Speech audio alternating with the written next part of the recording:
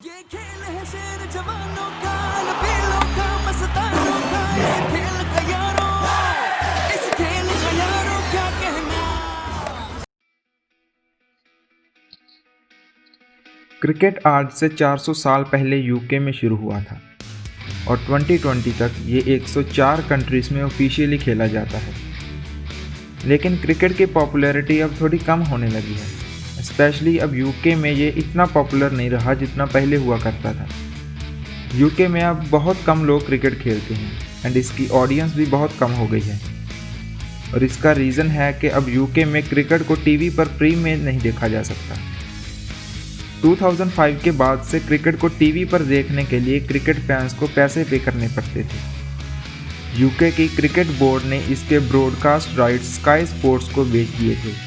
इसकी वजह से सिर्फ स्काई स्पोर्ट्स ही क्रिकेट को टेलीविज़न पर ब्रॉडकास्ट कर सकता था और उन्होंने अपने चैनल्स को पेड रखा था। इसकी वजह से क्रिकेट की ऑडियंस बहुत कम होने लगी। Sky Sports have won the rights to domestic and international cricket in England and Wales. Cricket board का कहना था कि जो पैसे हमें स्काई स्पोर्ट्स से मिले थे उन पैसों से हम क्लब्स को और बेहतर इक्विपमेंट्स प्रोवाइड कर पाए, लेकिन उनके इस डिसीजन ने क्रिकेट की टेलीविज़न ऑडियंस को ख़त्म कर दिया, जिसकी वजह से क्रिकेट में लोगों की पार्टिसिपेशन भी बहुत कम हो गई।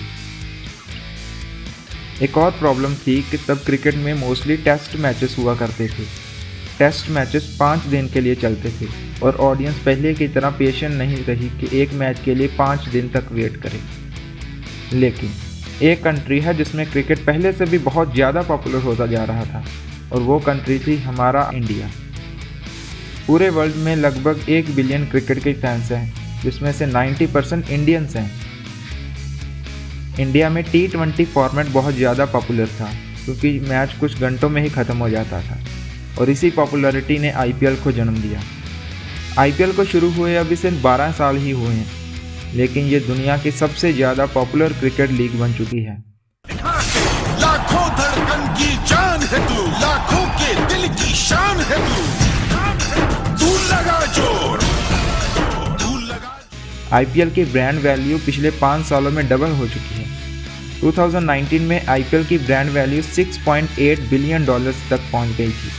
IPL हर साल $510 मिलियन ब्रॉडकास्टिंग राइट्स के लिए लेता है, लेकिन IPL इतना पॉपुलर कैसे हुआ?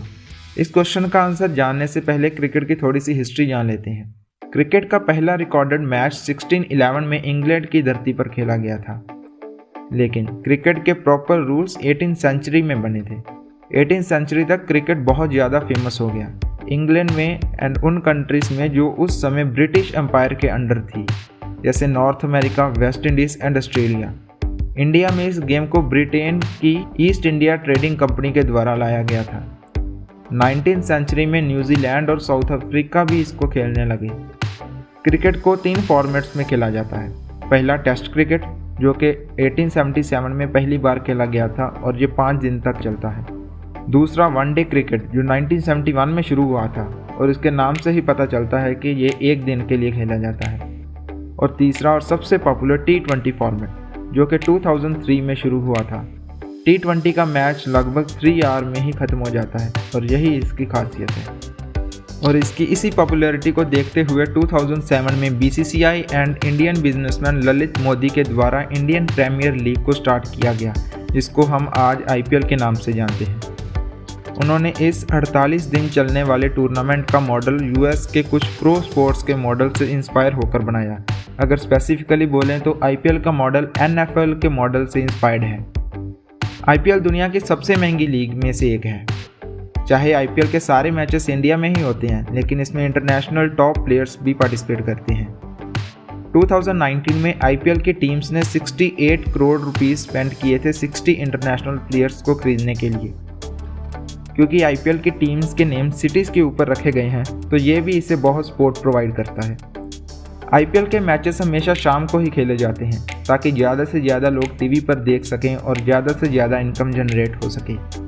2013 के IPL ने व्यूअरशिप के मामले में सभी रिकॉर्ड्स तोड़ दिए, जब पहले ही वीक में 371 मिलियन व्यूज़ आए और उस सीज़न के लास्ट वीक तक 769 मिलियन फैंस ने IPL का वो सीज़न देखा था। उस सीज़न में एड्स से जो कमाई हुई थी वो थी $276 मिलियन। इतनी ज़्यादा high rating and ad dollars के कारण ही यूएस बेस्ड ब्रॉडकास्टिंग कंपनीज की हमेशा से आईपीएल पर नज़र रहती थी। जब आईपीएल 2008 में लॉन्च हुआ था तो इस लीग के broadcasting right Singapore based sport marketing agency world sport group को बेचे गए थे।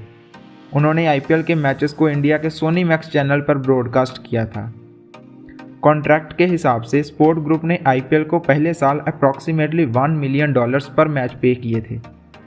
वो ब्रॉडकास्टिंग डील 2017 में ख़त्म होनी थी और तब तक उसकी कीमत $918 मिलियन की हो गई थी। फिर आईपीएल के 2018 से लेकर 2022 तक के डिजिटल राइट्स के लिए हर कंपनी बड़ी से बड़ी कीमत देने के लिए तैयार थी। शुरुआती कीमत $600 मिलियन रखी गई थी। फॉक्स एंड सोनी दोनों आईपीएल की बोली में ज़्यादा से ज़्यादा पैसे लगा रहे थे। फेसबुक ने भी इसमें हिस्सा लिया था, लेकिन लास्ट में अमेरिका की कंपनी फॉक्स ने इसका डिजिटल राइट्स $2.5 बिलियन की कीमत पर 5 सालों के लिए खरीद लिए और एक मैच की कीमत $1 मिलियन से बढ़कर $8.47 मिलियन हो गई।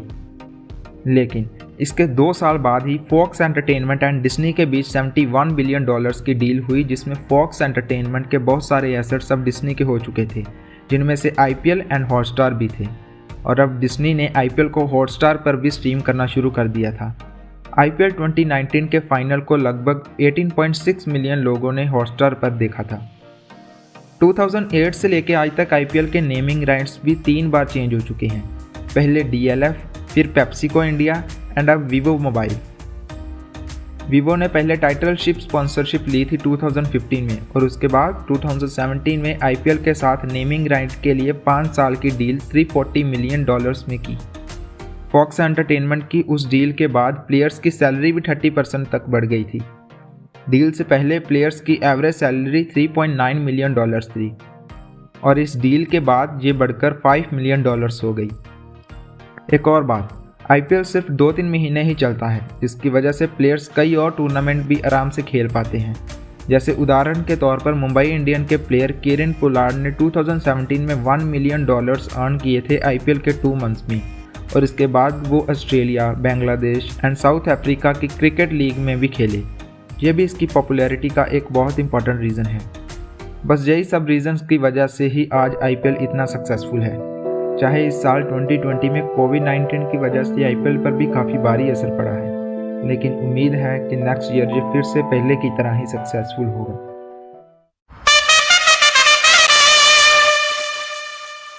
Thanks for watching.